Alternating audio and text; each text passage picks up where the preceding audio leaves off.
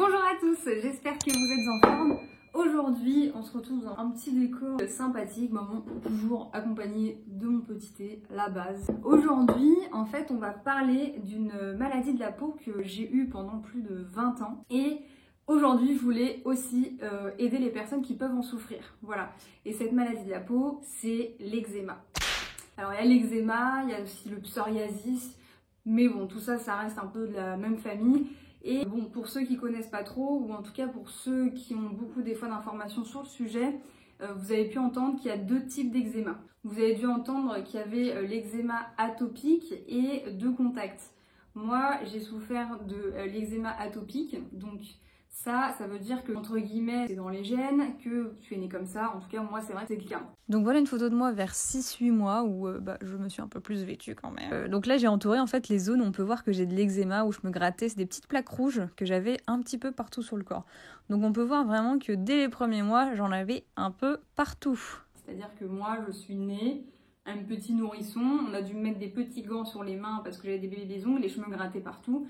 Je suis née en ayant de l'eczéma et j'en ai 26 ans aujourd'hui. Donc pendant plus de 20 ans, cet eczéma m'a clairement bouffé la vie, en plus de me bouffer la peau. Bon, bref. En tout cas, donc voilà. L'eczéma donc atopique, c'est voilà, c'est en soi, entre guillemets. Et en même temps, tu as une prédisposition à être plus sensible aux allergènes, comme les poils des animaux, etc. etc. T'as un peu le combo, quoi. Et l'autre, l'eczéma de contact, et c'est simplement que tu déclenches l'eczéma si tu es en contact uniquement, par exemple, avec des poils de chien, avec des tapis, et c'est tout. Quand il n'y a pas de tapis, quand il n'y a pas de chien, t'en as pas. T'as remarqué? Ouais, j'ai changé de tableau de sang, c'est simplement pour qu'on le voit mieux. Hein. Comme ça, ce sera plus agréable pour vous, pour moi. Bon, on continue. Alors déjà, je vais vous donner un peu mon expérience de faire cette vidéo parce qu'il y a des personnes peut-être qui en ont déclenché, peut-être en déclenchent là tout juste, enfin bref, en tout cas qui ne sont pas forcément plus informés que ça sur le sujet et qui vont forcément tout de suite se tourner vers les dermatologues, etc. Donc voilà, moi je voulais faire une vidéo là juste pour vous dire déjà qu'on peut s'en sortir, on peut y arriver, et justement plus tard je vous dirai comment moi, je m'en suis sortie. Mon eczéma, il était là sur tous les bras, sur les creux en fait des bras, tous les creux. Et les creux derrière les jambes. Plus tard, ça s'est un peu développé. J'en avais sur le ventre, j'en avais dans le cou. Et le pire qui est arrivé aussi, c'est sur le visage. Alors le visage, là, j'en ai chié, parce que surtout que c'est arrivé dans une période où on a envie de se maquiller, enfin en tout cas de commencer à se maquiller et tout ça. Et c'était vers le collège-lycée.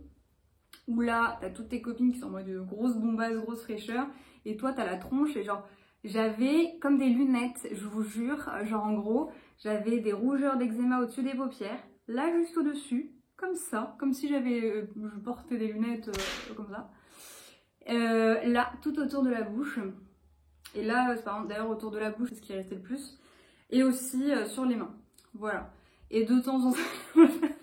La liste qui ne s'arrête pas, mais en fait elle en a eu sur tout le corps la meuf. Oui, on peut dire ça, j'en ai clairement eu une bonne dose. J'en avais aussi un moment un peu sur la tête, enfin bref.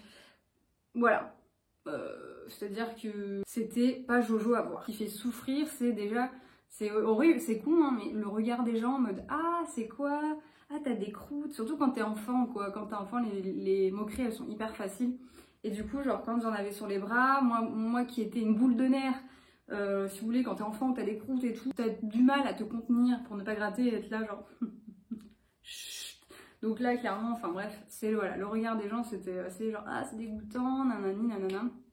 Donc voilà, et comme je vous disais, quand t'es au collège, lycée, que tu commences à te maquiller, moi je voulais mettre du fond de teint, sauf que quand tu veux te maquiller, en tout cas que t'as de l'eczéma, clairement ta peau elle est en PLS, elle te dit no way.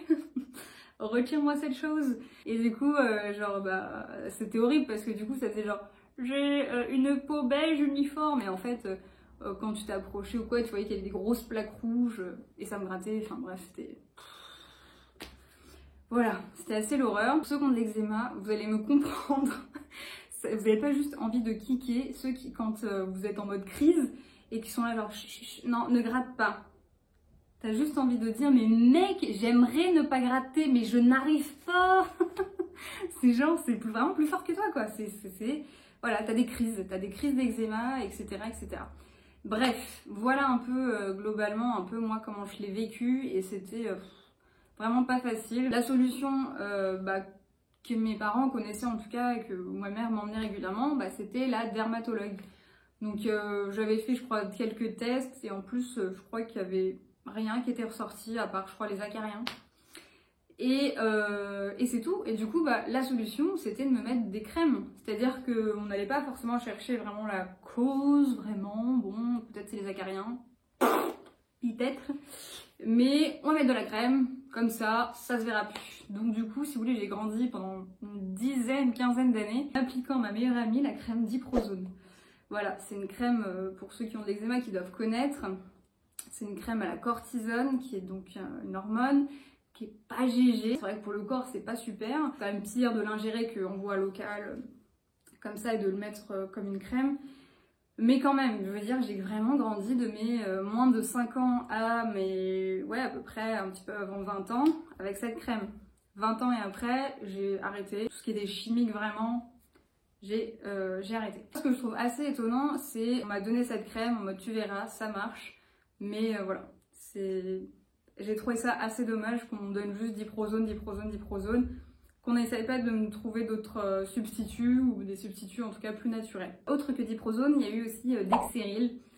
Pareil, hein. De toute façon les deux, Dexeryl je crois que t'es pas obligé d'avoir une ordonnance, mais pour Diprozone oui. Dexeryl c'est de la vaseline hein, clairement. La vaseline c'est un faux copain, hein. C'est-à-dire que c'est issu du pétrole, hein, clairement, c'est pas GG, c'est-à-dire que même si a priori toutes les choses qui sont nocives sont retirées, ça craint rien. De toute façon, c'est juste que ça te fait un film comme ça sur la peau. Ok, ta peau, elle a l'air jolie, elle a l'air hydratée, mais ça respire pas et c'est franchement pas super. C'est un cache-misère, quoi. C'est exactement ça. Je trouve que Diprozone et Dexeryl, c'est un cache-misère. Alors certes, ça m'a rendu service et j'étais contente quand j'étais plus petite de voir que ça marchait, mais voilà, il faut pas juste rafistoler les dégâts, il faut aller à la racine. Et c'est justement ce qu'on va voir juste après. Quand j'étais plus jeune, et j'adorais au goûter me faire des litres, enfin peut-être pas des litres, mais des demi-litres de bouteilles de lait frais à boire. J'adorais ça, les candy up, j'adorais ça. Tous les matins, c'était du lait au chocolat avec mes céréales. Enfin, c'était, voilà quoi. J'adorais le lait. Et bref, en gros, un jour, j'étais au collège et je parlais avec mon prof de sport. Dédicace, Monsieur Tenzet. Et du coup, un jour, il m'a vu et je lui ai dit que moi, ça me gonflait et tout. Je sais même plus comment on était arrivé à parler de ça. Mais du coup, je lui avais parlé de mon eczéma. Et du coup, il m'a dit, mais t'as essayé d'arrêter le lait de vache? Wow, de quoi tu me parles là? C'était en mode, attends, là, tu me parles d'un truc complètement irréel pour moi.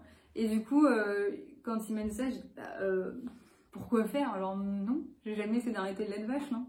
Il m'a dit, tu sais quoi, essaye pendant 1 mois. T'essayes et tu vois ce que ça donne sur ta peau, d'accord? Et du coup, j'étais en mode, genre dans ma tête, il y a tous mes goûters, tous les trucs trop bons, lait, fromage et tout. J'étais en mode, donc du coup, voilà, j'ai fait, vas-y, je vais plutôt avoir 14-15 ans quand il m'a dit ça. Et je fais, ok, vas-y, on va faire l'expérience. Et du coup, pendant 1 mois, j'ai arrêté le lait. Et en tout cas, beaucoup réduit le fromage, je me rappelle. Et c'est vrai que j'ai vu que ça me grattait moins. Ça me grattait moins et j'avais moins de rougeur. Donc, je me suis dit, effectivement, ça a l'air de marcher, ces conneries. Donc voilà, il va falloir trouver un petit peu les substituts maintenant. Bref, vous voyez un petit peu comment, de mon expérience personnelle, j'ai commencé cette voie de ne plus consommer de laitage. Donc voilà. Ah oui d'ailleurs, c'est important que donc, je vous le dise. Là, les conseils que je vais vous donner et après, voilà, tout ce que je vais vous dire en fait dans cette vidéo, c'est-à-dire que c'est vraiment de mon expérience. Hein, vraiment, ok, moi je veux vous donner des choses qui ont fonctionné pour moi. Ok, je suis pas médecin, je suis pas dermatologue, je ne suis pas issue du corps médical. Mais voilà, c'est ce qui a fonctionné pour moi. Je me dis si ça a fonctionné pour moi, ça va sûrement fonctionner pour d'autres. Et si je peux vous aider, franchement, je sais que c'est une misère et que c'est une grosse merde, l'eczéma. Donc si franchement je peux vous aider à vous en débarrasser, mais alors avec grand plaisir. Je vais vous donner 8 causes de l'eczéma et leur solution évidemment, hein, sinon ça sert à rien. Ok. Et donc pour ça, rendez-vous dans la suite de la vidéo qui sortira la semaine prochaine. Alors que tu saches, je n'ai pas encore une peau 100% nette et sans eczéma. Pourquoi ? Parce que parfois, je vais être en contact avec des choses qui vont le créer ou je consomme des choses qui vont le déclencher un peu. Mais je sais d'où ça vient. Et c'est ça qui va être le plus important et que je veux vous montrer dans la prochaine vidéo. Donc après, tout est une question de choix et de discipline personnelle. Mais vous n'aurez plus de mystère de mais d'où ça vient mon eczéma. Voilà. Alors, abonnez-vous et activez la cloche pour savoir quand la suite sortira. Et en attendant, n'oubliez pas de rester sobre mais bourré de talent. Ciao!